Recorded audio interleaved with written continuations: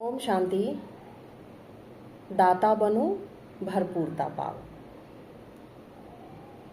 भक्ति मार्ग में शास्त्रों में 24वें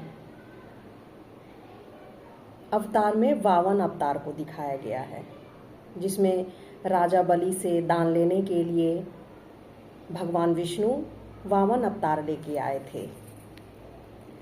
उनको छोटा रूप दिखाया गया है। छोटा रूप इसलिए दिखाया गया है, जो लेता है वो छोटा बन जाता है और जो देने वाले होते हैं वो बड़े हो जाते हैं। तो हमारे जीवन में इस रूप को इस संदेश दे के लिए बनाया गया है कि हमेशा देता हाथ बनो तो बड़े बने रहोगे। और दाता तो एक है, परमपिता परमात्मा ईश्वर भगवान, जिनको हम बहुत नामों से जानते हैं। ओघरदानी, देने वाले दाते, भरपूर भंडार से भरे, कई नामों से हम भगवान को जानते हैं।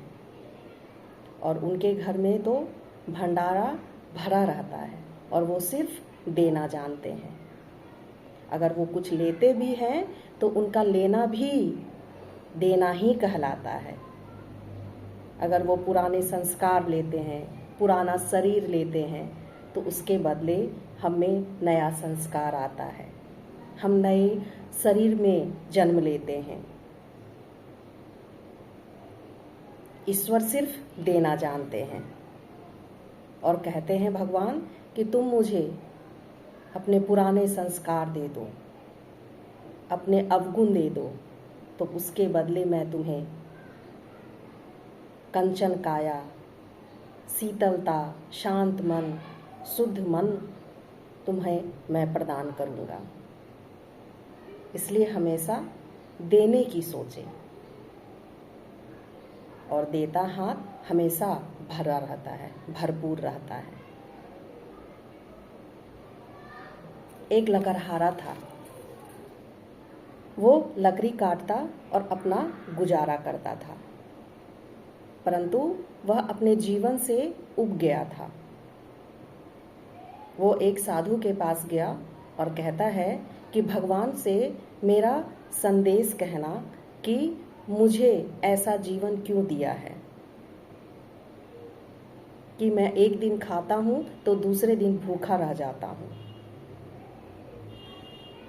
तो साधु कहता है कि ठीक है, मैं तुम्हारा संदेश दे दूंगा, तुम कल आना।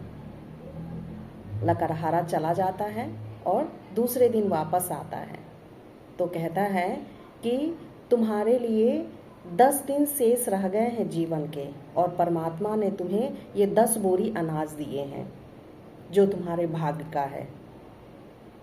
वो लकड़हारा वह 10 बोरी अनाज लेके आ जाता है और वो अपने लिए जितनी ज़रूरत होती है उतना रखता है, बाकी वो गरीबों में देने लगता है। हर दिन उसके भंडारे भरे रहते थे। तो दूसरे दिन वो फिर साधु के पास जाता है और कहता है कि पहले तो मेरे पास खाने के लिए भी नहीं है, रहते थे खाने, और आज अगर मैं किसी को दे रहा हूँ तो भी नहीं घट रहे हैं, भंडारे मेरे भरपूर हैं। तब वो साधु कहता है कि तुम्हारे भाग्य में अभी जीवन और शेष बचा है और तुम्हारे भंडारे अब भरे रहेंगे, क्योंकि तुम मांगने की जगह देना शुरू किया, ईश्वर को कोसने की जगह ईश्वर का धन्यवाद करना शुरू किया। इसलिए ईश्वर तुमसे प्रसन्न होकर तुम्हें तुम्हारे कर्मों का फल तुम्हें दे दिए। अब तुम खुशी खुशी अपना जीवन व्यतीत कर सकते हो। तो हम सभी जीवन में देने की सोचें। अगर देता हाथ बने रहेंगे तो हमारे जीवन में भरपूरता बनी रहेगी, चाहे वो कर्मों का हो, चाहे दुआ का हो, चाहे आशीर्वाद का हो, चाहे धन का हो, चाहे अन्न का हो, कोई भी वस्तु हो। तो इसलिए हमेशा देता हाथ बने रहे तो जीवन हमेशा सुख समृद्धि से भरा रहेगा और प्रभु की कृपा बनी रहेगी। ओम शांति।